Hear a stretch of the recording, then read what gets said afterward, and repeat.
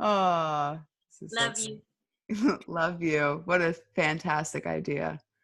All right, okay. All right, we are good. So, Michelle, welcome back to the show, my beautiful goddess Thank friend. you, amazing Katie. I am so grateful to be here with you. Yes, naked. So, as most of you who are not watching this interview, if you're listening to the podcast, Michelle was like, let's be naked. And I'm like, all right, let's be naked because we're going to be having a very raw and honest conversation today. Oh my gosh, she's showing us her legs. This is great. For those of you on visuals, you can see on YouTube, we are only showing our shoulders. Michelle, keep it down. So we were super excited. So Michelle was already on the show before, and we were talking a lot about vulnerability and our vaginas and other beautiful womanhood things. And Michelle has become a very close friend of mine, and we talk very honestly and openly. So we figured it'd be another good time to talk more. And one thing we would like to discuss is the shadow side of sensitive women. Both Michelle and I are cancers, so we know all about the sensitivity, and I think women in general. So really just being kind of vulnerable and open with our experiences going through these difficult emotional times that we come up against, and really being powerful leaders as women, even if we are tapped into the feminine quality. So I think I want to start by asking you, just openly, honestly, what would you say is something that you struggle with, like your shadow element the most in your life right now? In the past, because this is something where I'm using my words very carefully, Good call. Like that. Okay. I take very personally everything Mm, and make it about me. And recently, more than ever, especially with you and I, Katie, um, I have the universe brings us what we need to learn, right? mhm. And realizing that compassion for myself, that because I am such a sensitive person, which that's awesome because when I do the intuitive healing sessions, my intuition's on. And then to the same effect, when I'm out there in the world, I feel more. And so I wish to stay open and not, close down and avoid places or avoid people. So I think to keep going forward, to keep um, challenging myself to not take things personally, that's something to be aware of it, that it's not about me. This person is obviously having a hard time. Something's going on in their life. And that's something that I'm really doing my best to be aware of, even with my daughter. She's 13 years old. And I mean, I'm not her number one anymore. She wants to see her friends. And last year, especially, I was like, oh my God, she doesn't want me anymore. I'm not her number one. Oh. So I went through my own sort of, I'm not worthy, and then I Mm, realized it's just developmental, and I'm not going to be miserable her whole teenage life. So I think right now that's something that I'm aware of, that, for example, last night we had the Feast for the Soul, and I asked if I could do some sound healing, and I wasn't one of the people that were asked to do sound healing, and it's not about me. And then I mm, discovered the whole intention of the it was beautiful, and it was perfect the way it had to be for that theme. So I think for us highly sensitive people, that we maybe sometimes checking in with ourselves and, you know, am I taking this personally? Because nothing is to be taken personally. It's never about us. It's so obvious to me now. And that would have really helped me out 10 years ago or yeah. my whole life. So that's something I'm aware of. And the fact that I just feel so much and I love to give and I like to help people, that's something else that I'm conscious that I want to be a better listener and not just give advice without people asking me for it. That's another thing that I I guess it's a growing opportunity, because I don't want to say it's a struggle, but what's that about? Why do I just want to give advice to people? And I realize when I listen to people and I ask questions, genuinely have an interest, not just want to spew out all this awesome information, that's a way of having intimacy with people. And Hmm. that's something in the past that definitely that Cancerian make my shell, I'm safe.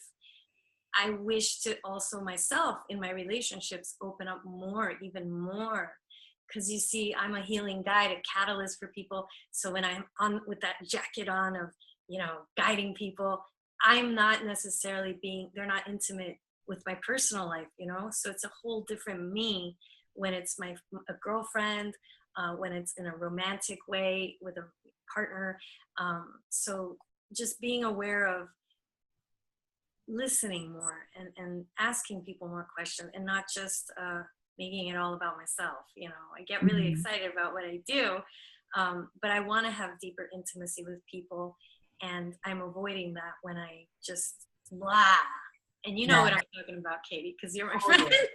Totally. And it really has and just what you said, that's what kind of changed my whole coaching world, is learning to just ask questions and not give advice. I think when I first came into it, I was like, oh, it's helping and giving but it's not, because everyone has their own solutions. And it really goes back to what you said about when we do ask questions, we're not only allowing ourselves to be open and in that curious place, but people feel softer with us, right? Because no one likes to have their opinion forced on anyone. But I know that we are coming from that place of oh, I want to help you. And that really is the intention, but it's great to bring awareness. More disconnected from myself this past year, especially for me. I'm actually doing much more self-care and asking for support, getting my massages, and really, really making the time in my schedule to give myself space. I do my breathing, I stretch my body. I take these resets for my body, because I do use my body a lot when I work, and I definitely am out completely open, especially doing the tantra work. And when I do the yoni massages, for example, you're totally opening up all your chakras, connecting with another person. So I do need to go to the beach. I do need to go for a walk. I do need to make that time, instead of being this irritable person that's just taking on so much. I feel for women that are empaths, we get bitchy if we're not releasing enough. Even just making time to take a salt bath. Sometimes in the day I'll just take a shower, but it's more to cleanse energetically, emotionally. And I'm more grateful now that I'm sensitive, rather than looking at it as a negative thing. Because before I felt like, oh my God, I'm so sensitive, I'm such an empath. And in reality, I think I was just really stressed out, more tired. So now I'm able to flow myself much more. And when I do get emotional or things come up, I just close my eyes and I make my sound, and I flush myself like a toilet, an emotional toilet. And I don't just get upset that I'm sensitive. I have friends who avoid restaurants or places in Miami because it's too loud, and they're empaths. And I feel that we can definitely benefit from flowing more our stresses, and when we get overwhelmed, rather than avoiding things in our lives, because then we're closing ourselves off. And I definitely don't want to do that. I want to be out there. I want to travel and reach as many people as possible. And therefore, I wish to be more of an Amazon river, just flowing, rather than I got to run away from myself. Exactly. And I totally relate to that too. And I think it's really important to note that sensitive people and empathics, we can turn into bitches when we're overwhelmed by stress. That's definitely one of my, what I would say shadow elements, is when I am overwhelmed. And when you are growing and you're building your own business and you're doing all these things, it's they're bound to come up. And it's simple lifestyle adjustments though that make it easier. Like you were just saying, you make time to go for a walk, go in the water, and do the exercises to have in your toolbox to be able to shift it, and really understand that it's not, I think I've gotten caught up in my mind about being well, I haven't done enough work yet. If I'm still slipping into this anxious place and I haven't done enough work, and it's no, this is your time to do the work. This is why you did the work. And so you have it now. I want you actually quickly to talk about breath, because actually before we got on the call, I was feeling really overwhelmed today. And I did I do like now, like more like, and like getting out like the vocal component with breath, which has been super Yeah. helpful. You've obviously inspired me a lot to do that. So can you kind of tell us about like the physiology components of like why breath and vocal is really important to release tension? Yeah, well, when we talk about the breath, the diaphragm is a dome-shaped muscle, and it's right where our ribs and our abdomen meet. And when you do diaphragmatic breathing exercises, you stimulate the calming nervous system, the parasympathetic nervous system. And when we yawn, we're like, we make a sound, or when Mm. we're making love, ah. So our bodies are actually designed when we open our mouth, when we create the sound ah, there's a nerve in our jaw. It's the accessory nerve to the vagus nerve. And the vagus nerve is the nerve that we stimulate with the parasympathetic nervous system, the calming system. So whenever you do ah, when you open your mouth, Mm. you're lengthening your jaw muscles. So that causes a relaxation. And then you're stimulating the accessory nerve to the vagus nerve. So you're inducing a more relaxed state. And that's why I use the E3 breath, in the healing approach, the ALBA method. As you know, we do the sniffing, the 3 sniffs, hold it, hold it, hold it, and then we ah. And Mm. so it's teaching people to program themselves to know how to release. And it might sound funny, but sometimes you ask people to do this and they can't. They're so tense in their jaw. So a lot of people that are on the computer, when we look down at the phone, or sometimes we clench our jaw at night. So this is Yes. an area where we actually hold chronic stress, tension. So everybody can just take a moment and reflect on that. How does my jaw feel? And then, ah, Ah. Ah. that's hard for me to do. Some people's jaws, they Mhm. click when their muscles are so tense. So another thing is singing, practicing oral sex, and laughing. Those are 3 different ways to use your mouth and open your mouth. So doing the ah motion when we sing, definitely there's songs that have oohs and ahs, and of course you can just do a lot of ah breaths and Mm. just putting something on that makes you laugh, just laughing. So I think some of us, we can definitely amp up our laughing and just being silly, playful. And I do think also there's a reason why, the other stuff, when we have fun with our partners, definitely benefit. Look at it as a benefit if you're having to open your Yes. mouth for whatever reason. Every guy listening right now is like, oh my God, I'm sending my girlfriend to watch this. De-stressor, definitely. Yeah. And I think it's really important too to note that like the physiological physiology component to all of this, because oftentimes when we are in that flight or fight and stress response and our mind is circulating it, we think that it's what's happening in our mind, that we need to figure something out, but in reality you just have to change the state of your body and your mind will sort itself out. And I think it's beautiful to make that like connection, to be like, you might be totally stressed out about like your to-do list and all your money stories and all these things that aren't working out, but those things might not even matter if you just relax your body. Yeah, and something else, if I could add to the ah, so the Yes, yes. Ah. on the floor.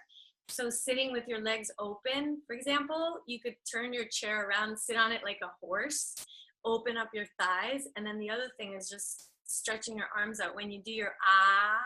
So you Mm. can do ah, so that your Mm. whole body is embodying this openness and doing that. And just even laying down, stretching your legs open, your arms open, and ah, it's a Yeah. whole nervous system reset. So simple. Now, have you heard of japa meditation? Japa? It's No, I don't. basically, and now it's like I'm connecting so many dots, because it's basically where you chant ah as you see what you want to manifest, like for 20 minutes. And it's like this ancient Sanskrit meditation that I teach a lot in manifestation. And now what you just said about the nerve component, because that's what's aligning. Isn't that also associated to Kundalini energy, that particular nerve? Of Or course, because anytime you're opening, if you think about it, we are openness. We mm, are expansion. Our nature is to expand. If you think about everything that goes on, that's really awesome in our physiology. When we're in love, your heart expands. When you're in love, right? mhm, When we orgasm, everything expands. We feel expansiveness, and it's a release. So when a woman gives birth, it's a release. When people are in love, they're inducing the releasing hormone, which is mm, oxytocin. So when you're supporting that flow of energy. And mm, guess what? To manifest anything, being in a calm and peaceful state, your body's actually going to want to be in more of that receptivity mode. If you're mm, chronically stressed and tense, manifestation is not on your body's mind. It's trying to preserve itself. So to open up mm. to attract or change or shift, the frequency of is going to help us. So yes, that's definitely very important. Thank you so much for connecting all those dots. I think a lot of people are probably like, wow, totally. Because sometimes we do try to even manifest and create from the stressful spot. And it's like, no, Even like so you need most rest. people can't do it, unless they work with you, of course. No, it is about more flow. But you know what? We always teach what we need to. I think that's why it's even you probably got into this work for some reason too, to always keep yourself aligned with it, right? Because Well, the reason why I'm doing this work is because I'm a Cancer woman and I feel Mhm. everything. And I felt like I would shut down when I was overwhelmed. And Mm, even people would tell me, you're so sensitive, you're hypersensitive, you take everything so, you're so sensitive. I would hear that a lot.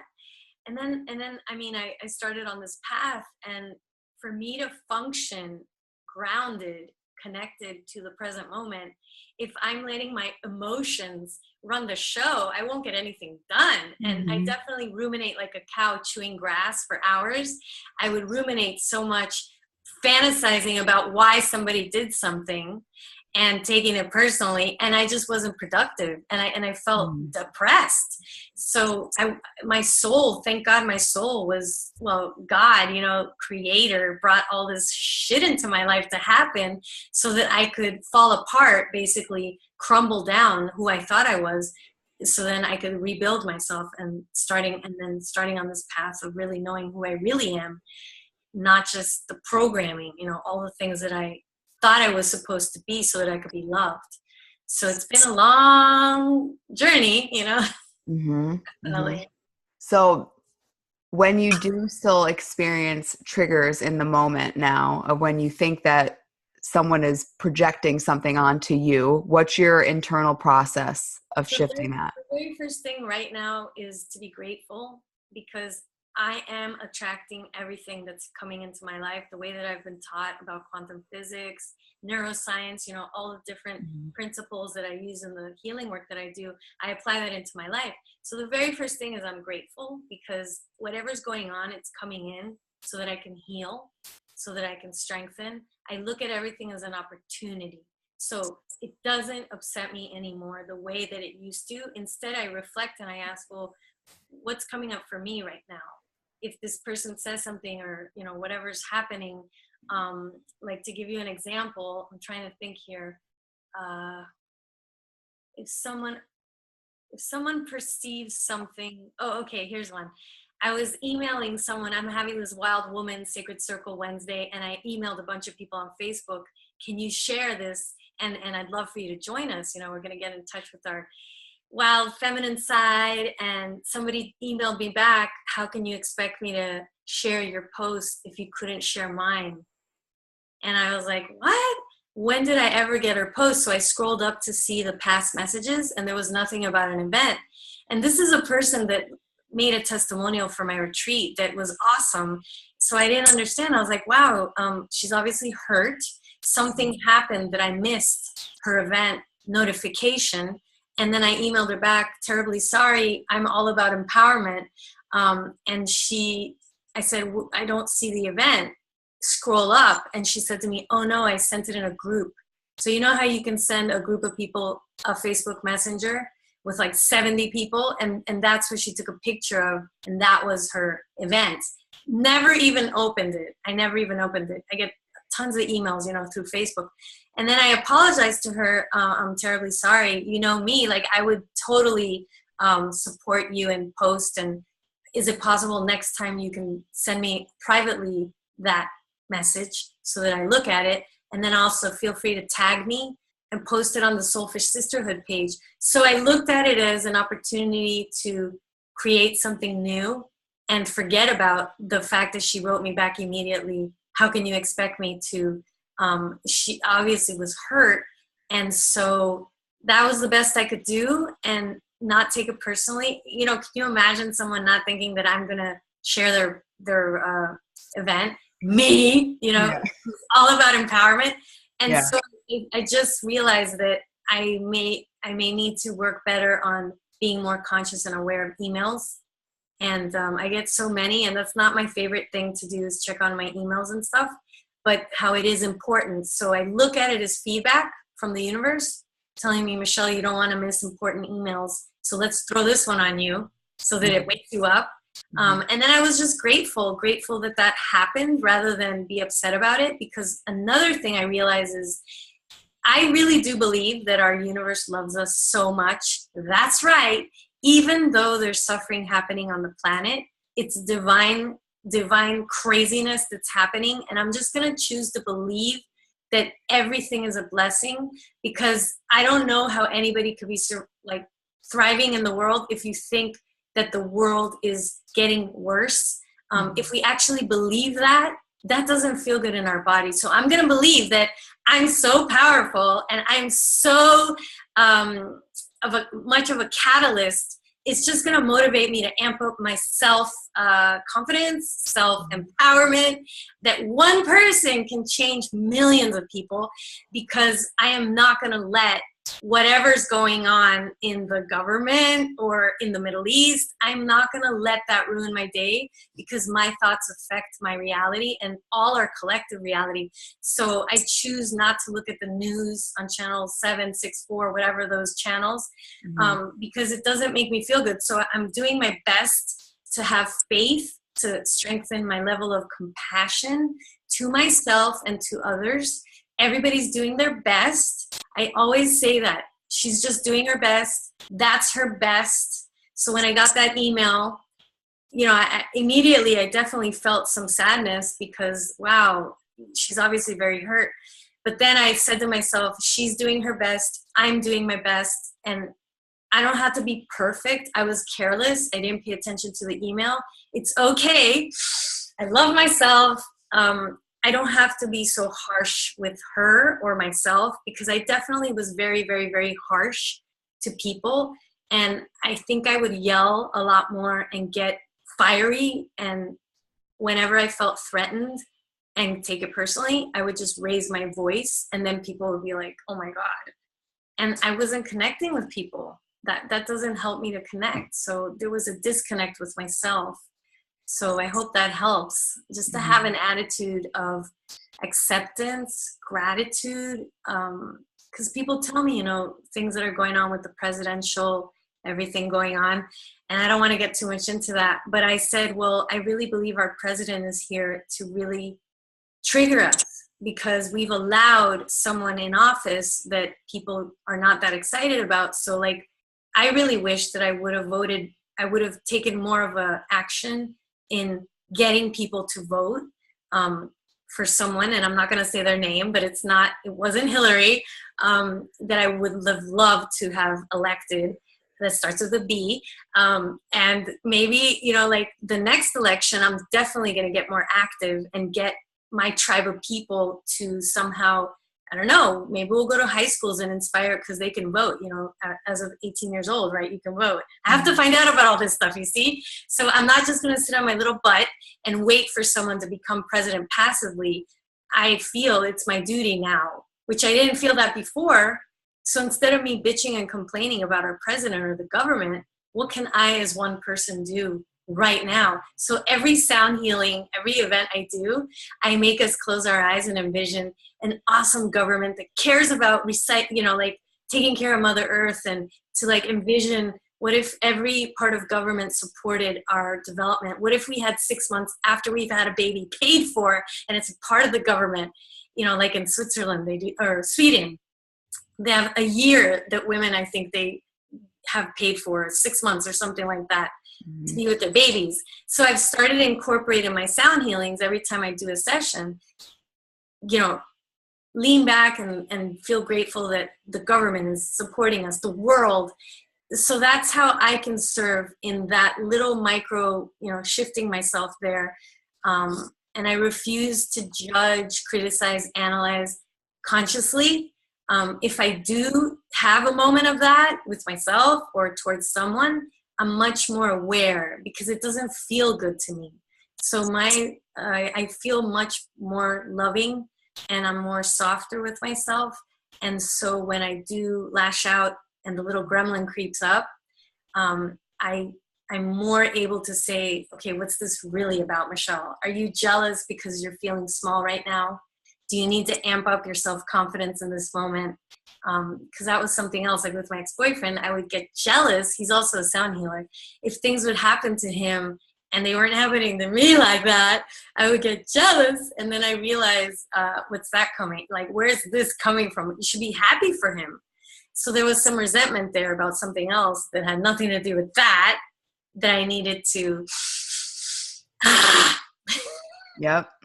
That's the work. That's the work. And I appreciate you sharing so openly about all that too, giving people some new insights on how they can really just become more empowered and moving out of victim consciousness. And I think that that's like a trap for people who are empathic and sensitive in that way. It's that we've kind of like created this little bubble around them, like you were mentioning with your friends who like don't feel comfortable going out to certain restaurants, and like whatever. Everyone has their own right to do whatever they want to do. But it's also like, what can I do to empower myself the most and utilize this to serve me? Right. So obviously in your ability to be compassionate and sensitive, and me too, it's we can connect deeper to people. So how can we ensure that we are showing up open to shift other people so they can lead a new revolution? It's not about using it as like this, oh, I'm picking up everyone's energy. It's like you're in control of your energy. Like I believe that. I would judge those people, which I'm probably not friends. Those are like, I was there, I was that person. You know what I mean? Mm-hmm. Like our friends are just mirrors of where we're at. But today, if I hear that, I instantly just feel empathic for them, empathicness, you know, and compassion, because they obviously don't have tools to help themselves. And like with people that do Reiki, I find myself helping out a lot energy healers, because and this is like a generalization, but they don't tend to do like if you're a Reiki master, energy healer, I don't know how much they train you in those trainings about body flowing your energy through your physical body. So like I'll have a client who's a Reiki master, is a coach, and she gets headaches. Or I have had a client who she stopped practicing Reiki because she would feel overwhelmed. And that's a person that I'll teach them, you know, this process of flowing in their physical body, their emotions and the energy and the breathing, for example. And then they'll feel lighter and they're like, oh my God, like I can go back to the Reiki because I don't need to be a victim of energy. I can release myself, I can flow myself. And I do feel the physical body, it does help us to know how to maneuver through our resistance in our body tissues. And the is a big major way. And then also integrating that we're energetic beings in a physical body. So it's not one or the other. To really, I think, be successful on the planet, we have to master the art of both. Yeah. And I like what you just said too, because it seems so obvious, but it's an important distinction to make, is that we don't need to protect ourselves from certain energy as much as we need to allow it and allow it to clear through us. Flow, and not even look at it as negative energy. Like it's just energy, right? Energy is just, it's high vibration. It moves like this, you know, it's faster, like love, compassion, acceptance, and then judgment, analysis. The negative energy is just lower vibrational energy, Right. jealousy, possessiveness, a low self-worth, you know, not feeling worthy. So that's what we interpret as negative, because it's heavy energy. Mhm. It doesn't make us feel good. And so a person might attach the word negative. However, we've made a judgment about the energy, and then that judgment makes it even heavier. Right. Now we have this opinion about the energy. Yeah. This energy is just being energy, and Right. it's based on what we perceive. So that's where the perception, we can just be grateful. That's number one. Be grateful for whatever's going on in your life.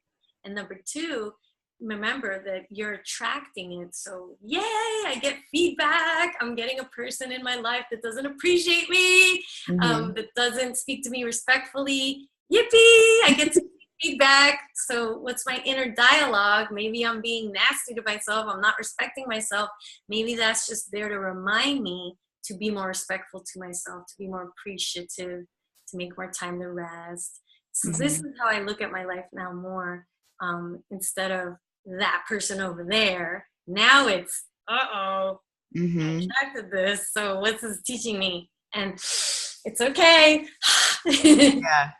Totally. And yeah, I mean, like the people that you're attracting and also the energy that we are producing in ourselves through our own stories and our focus, right? It's like that constant awareness of like noticing when you're out of vibration, alignment to what it is that you want to feel, what you want to create. How am I Mhm. creating this? Right. And Yeah. sometimes it's not as easy to clear it in breath work. Sometimes it is, but sometimes it is a lingering thing that there is more of the mental, emotional, spiritual, physical thing that you need to work through. So for you, for some of the not in the moment triggers, some of the like the stickier issues with this lower vibrating thing, what does that process look like for you? Well, I mean, I don't know how many people, like, I'm a physical therapist. I've been trained in science, and I'm talking about past lives here because I feel that, like, my ex-boyfriend and I, it was so hard to let him go. Has anybody out there ever had a really hard time of letting go of someone? Yeah. I think everyone. And what I Yup. didn't know was this whole thing about past lives. I mean, I don't know if you've ever heard of this, how because we had some, for example, I had a lot of anger in another life with my ex-boyfriend because he was the reason why I was being killed and I was being dragged by a horse. I saw this, okay? And I was actually angry being dragged while I was being dragged and killed. I was angry at him while I was still alive. So I died being angry. And I came into this relationship not understanding why I had so much anger towards him. So listen to this, it's crazy. While I'm getting this reading, this Akashic record experience, and Akashic record is just like a word that's kind of distracting, but basically in a nutshell, all that's ever happened, all that information, that matrix of information, it's always here. It's Right. all accessible to us. So I had this epiphany, oh my God, of course I would be angry at him. Of course I would be hypersensitive to him if that happened. So when I cleared that, I did a lot of clearing the anger Mm. of the past life. After that day after, I spoke to him and I felt so much love. I felt a totally different version of myself with him. And ever since that session, I haven't had any type of anger, that intensity of anger. I farted it out. It's over. And I feel more loving. So look, that happened to me so that I could really feel anger and then transmute the anger. And then the amazing thing is I've been attracting clients that are really angry and helping them to process their anger of years Mm. because of what I strengthened in myself, you see? So Yeah. it's all there as a blessing. So the deeper stuff, if you're having something with your, let's just say your mom, for years and years and years that you just don't understand, why can't we get along? Or with your spouse, why can't we get along? We're going to therapy and nothing seems to work. I swear, I highly recommend looking up Akashic records, past life, having a release of the past. And when I work with people and they're on the table or even on the phone, I get the message, this is a past life issue, and it comes in and then we just clear it. And it's not a big deal. It's not that difficult to do. It's just that awareness. So that's what I like with the deeper stuff. Mm. That's what comes up to say is to, you can even ask yourself, is this a past life issue? Am I having a hard time? Ask yourself the questions, how Katie mentioned that you do a lot of questions with your clients, Mm-hmm. you can ask yourself, is this something related to a past life? Just ask that, and then you might get a yes. So, and then you could just clear it. So it's Totally. that simple. But I also feel that if we have something to forgive about ourselves, that we're upset with ourselves, I really feel that's why we still linger with people too, or with something of the past that you can't let go of. That's an opportunity to forgive yourself, because forgiveness is release. So I would ask myself, okay, is there something I need to forgive still about my father or about my ex-husband? And those questions help me to be more clear of the past. Because I think there's a lot of things that I was really hard on myself, and I didn't forgive. Like failing at a marriage, I felt like a loser because I had to get a divorce, and I tried and tried and tried my best. So I really didn't want to get the divorce, more because I was ashamed that I would have to get a divorce, and I was raised Catholic. So I really didn't want to fail at that. But you see, sometimes these things happen to teach us to be more loving and accepting. And Totally. And it really is like a self-mastery, and making the time to tune in to the questions and asking yourself what's coming up. And that's where, it comes in handy to be working with more of a skilled coach or healer that is going to ask you questions that are going to trigger some trance state, getting you into the subconscious memory. Because despite if it's regress past life or whatever, if it could just be from childhood, but we're so fixated on finding the conscious state solution, we don't find it. Like, why is this happening? And it's like, no, what does this remind me of? Like, yes. what else is trying to evolve? Like, and really allowing ourselves to slip into the place of calm, of not knowing, and letting our own subconscious resources really show up. And that's the thing, that to also know that it's coming up, this is coming up to heal. I Mm-hmm. really believe that we're here on this planet to love and heal. And so when you keep attracting people that you might think are challenging you, hurting you, they're coming up as an opportunity to practice, what can I learn from this? And so people get divorced, but then they meet the same person. And that's what I said, hell no, I'm going to Mm-hmm. create a new me. And so the perfect thing was, of course, to do a shaman training after the divorce. Yes, Like, obviously. What else do you do? because I was really divorcing myself. That's another thing, is whenever we're breaking up with someone, we're really breaking up with our old self. That Mm. relationship is not sustainable anymore, because we're not that same person in that relationship. And because we're not similar, we can't sustain it. So I had to be dumped, by my ex-boyfriend. I'm being really personal here, but that's what happened, because the possessiveness and the jealousy, it wasn't sustainable for a healthy relationship. And I'm grateful that he respected himself, because I would lash out, and I was frustrated with myself. So instead of really sitting with my own frustration, that I didn't have a handle on how to have harmony, I would yell and try to distract that by looking at something else and trying to focus on something else and creating drama out of nothing. That's what I did. It's the truth. So today I'm a much more loving and compassionate being, because of the fact that I didn't have a handle on this. So it's all there really to help us. So I look forward to the day when I can get to practice once again with a man, and have a partner and date, meet someone new that I can practice all these things with. And if I do get triggered, right, I'll be able to, Yes. Yes. even with my mom, sometimes she's like, oh God, there she goes again with the breathing. My mom knows now. Before Yeah. she would be Yeah. You're pissing me off, Mom. If you know I'm breathing like that. she would Uh, she'd be like, stop breathing. it brings up a lot for me too. I think with what you just said about your past relationship, I'm also like, hell yeah, I had the same experience with my ex. And I feel a lot of sensitive women do too, if we don't have the strength and self-love and awareness within us to notice when the jealousy, the codependency, and all of those issues are coming up. It's a reflection of self. And something also that you noted about forgiving ourselves for the relationship is something we don't consider a lot. I think, like, I remember in our first session together, just so you guys know, Michelle is like super intuitive. Like she's not someone that just says like she's intuitive. Like you experience it on the table, because I remember we were doing a massage, and like you got to like my shoulder or something. And this was before you really knew a lot about me, but you were like, they're like, you were sensing like something about my old relationship, which was like 3 years ago, mind you. And you were like, are you having problems forgiving yourself? And I never thought about that, but that was not something in my like conscious toolbox of processing that relationship.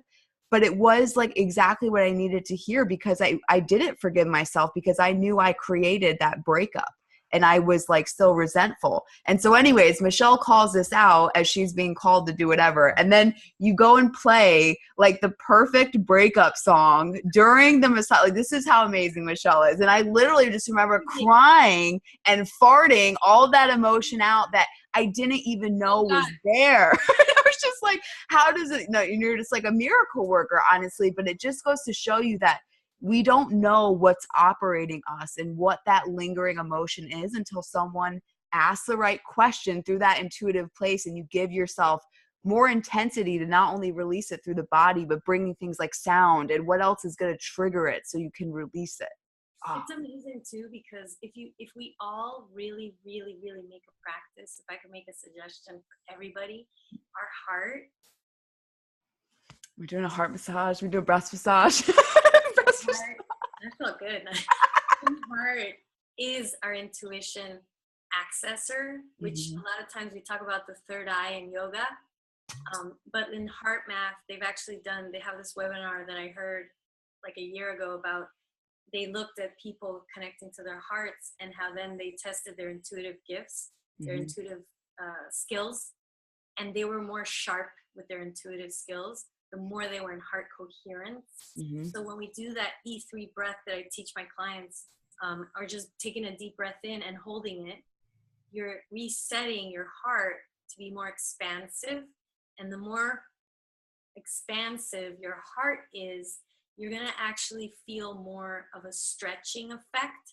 So you're going to be lengthening your chest, and that's going to make you feel less tense in your heart, which is going to then make you feel more when someone else is tense or not. And that's what I have this gift, because I think I'm so open and clear to the best that I can be.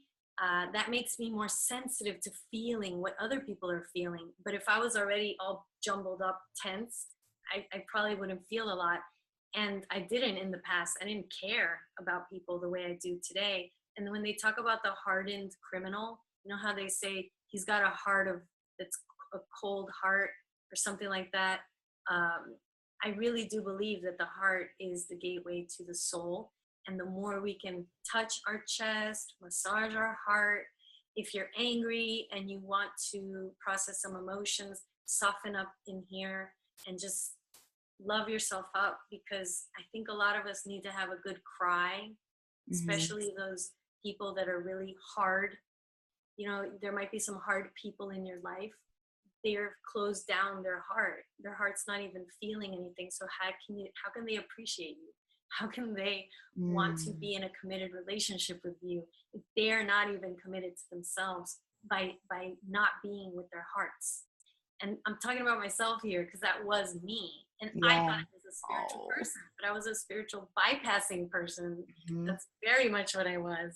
And then I was right, and everybody else was wrong. And this was me. And I laugh about it now. It's so cute, you know? Oh, Michelle. My marriage, for sure. My ex-husband could be on this interview. I don't think he'd be saying that, you know. And then I had to cry a lot because I felt horrible that I was so mean to him, and I wasn't the loving person I am today. And that's because I had a lot of unresolved, low self-worth. You know, my father left when I was 13, and I never really healed that. I never knew I was holding on to all this. I just kept covering up, taking every spiritual class that would help me for a couple days, and then I'd go back to my subconscious patterns. So I'm really grateful to have kept going and seeking things that actually work rather than just work on the surface, which is what I think a lot is out there. Mm-hmm. So the deeper healing work for sure is associated with going into your body, because all our emotions are in our body tissues. And guess what? That's probably why a lot of us don't want to be in our body, right? Yes. So it's really interesting, this whole. It is. And it takes time for you to get to that point too. I think that, you know, we all kind of go through however our path is, but it's this natural evolution to start to realize what is really transforming your life is the deeper work, right? And so I think that, you know, you and I probably both attract women too that are already aligned to that. They already know that, like, you're not going to keep doing, once again, like the conscious state, like rah kind of work. You need to go deeper in order to clear it, because like you were saying, our natural state is to be open, abundant, blissful. So it's not about like creating that as much as it is Letting go. letting go. Exactly. And a lot of that's the body stuff is so huge. And that's why I'm so glad that you do the work that you do. And, you know, even like mentoring me to kind of share that more into the world, so people start to know that this isn't like, oh, love your body, like get a massage and relax. Like, no, there's actual like tissues being affected here. I love that you're talking a lot. Also, your coaching program, the Sexy Soul Master Class. I love that you're incorporating the emotional release component. So if people want a really comprehensive coaching, definitely get in touch with Katie, because she's doing the deep work. And the fact that you've worked with me and survived. No, I'm just kidding. Thrived. How much deeper can we go? Seriously, folks. Just start breathing deeply and opening up your whole body. Yes. And even just walking around naked in your place, you know, this is why I wanted to do this today. When she said vulnerability, I think that's why I wanted to be naked with you today. And I thank you for that, Katie, because our vulnerability is our power. And especially for the women, I see this day where we're all just swimming, skinny dipping in the ocean, you know, and just having this women's march and just really liberating ourselves, not wearing our bras. And I mean, this is how wild my fantasies are, right? I'm in it. I can see it. This work that I have, I really love working with women, especially now with the yoni massage. And being a physical therapist, I work a lot with the pelvic floor. So now people say, Yoni, what? What are you doing? So it's been really exciting for me to see how people judge what I'm doing now. And I say, you know, I'm a PT squared because I'm a physical therapist and a pleasure therapist. And I'm very proud of this work that I do in Tantra because it's very sacred. And I have people that are clearing their pain in the one session because they had some blockages inside their vagina. And I want people to know about this because some people are having acupuncture, physical therapy, the chiropractor for their shoulder tension, when maybe all that had to happen was for them to reconnect to their sexual parts, their literal physical sexual parts. And everybody has a history of something. Like 1 out of every 4 women are touched inappropriately. And that happened to me. And I used to have pain for 14 years in my cervical area. And no one told me that maybe just doing a little bit of squeezing and relaxing the pelvic floor and breathing into it and just being vulnerable with myself, feeling safe to be with my private parts would help me. So I felt very angry when I found out about that we hold our emotions in our body tissues. And so as a part of being vulnerable, if everybody could make time to massage their body, touch their even your private parts, and check in and say, well, how are you feeling down there? How are my thighs feeling? How are my breasts feeling? There's so much we hold in our chest of resentment. A lot of women that hold resentment. I work with people with cancer for a whole year teaching a class at a cancer support center in South Miami. And that's where I learned so much about emotions and cancer and the correlation. So please, folks, if you're resentful about something, get in touch with that and ask, am I resentful about anything, anybody, myself? And then take a deep breath in and just let that resentment flow, feel it. get in there, ask yourself, am I holding on to any shame, any guilt? And that's the type of work that I do. Of course, it's nice to have someone guide, and I know you do work with that also, Katie. There's nothing like getting someone to hold space for you and support you. But if for whatever reason you can't, definitely I have some videos on my YouTube channel to Michelle Alva TV where people can watch. I'm actually teaching some processes that I do. And I'm here as a resource too if people want to just have a phone call. Because it's time for us, especially with the women, I'm feeling really called to tell women, you know, it's time for us to really step it up. I feel like women everywhere are being called to really own our gifts, to really go inside and deal with those little wounded parts, because what's happening in the world, like I do wish for the next president to be a woman. I wish for that. I wish for that. Yeah. So all of us collectively, definitely, let's own our voices. And in a couple of years, let's get people to vote, you know, have some voting parties or something. Yeah. Hell yes. Hell yes. Michelle, I don't want to take up too much more of your time, but thank you so much for coming on. I love talking to you. I always feel we have the best conversations. And everyone, I'll put links to get in touch with Michelle in the show notes.